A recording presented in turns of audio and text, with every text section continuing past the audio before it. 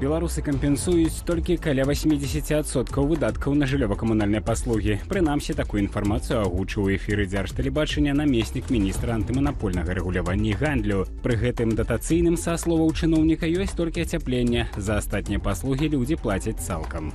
Почему в Беларуси тарифы ниже? Ну так это же просто. У нас есть дешевый газ. Мы покупаем газ по $128 за 1000 кубометров.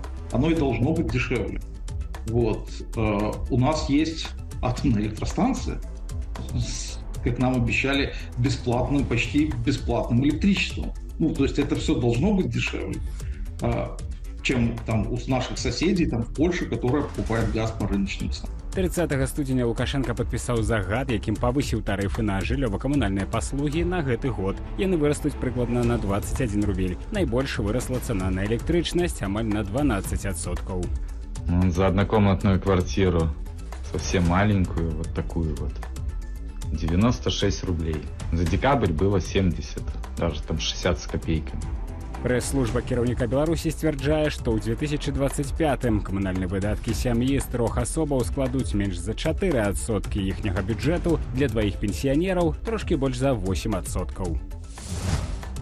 За студзень МАЗ прадаў у Расіі 4 аўтобусы. Гэта ў 20 разоў менш, чым у студзені мінулага года. Тады прадалі больш за 80 адзінак. Таксама ўпалі продажы мазаўскіх велікагрузаў. Менскі аўтазавод прадаў за першы сёлетні месяц толькі 274 машыны, ці на траціну менш, чым летась. Пры гэтым агулам расійскі рынак аўтобусаў паменшыўся амаль на 50%, грузавых аўтаў на 25%.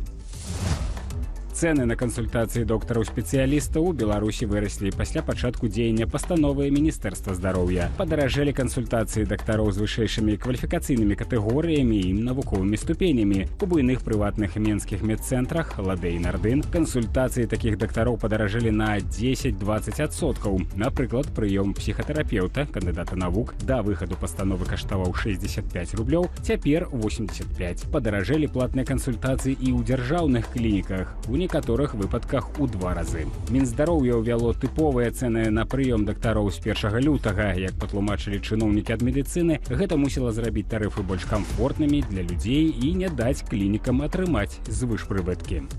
Антон Бяздольны, Белсат.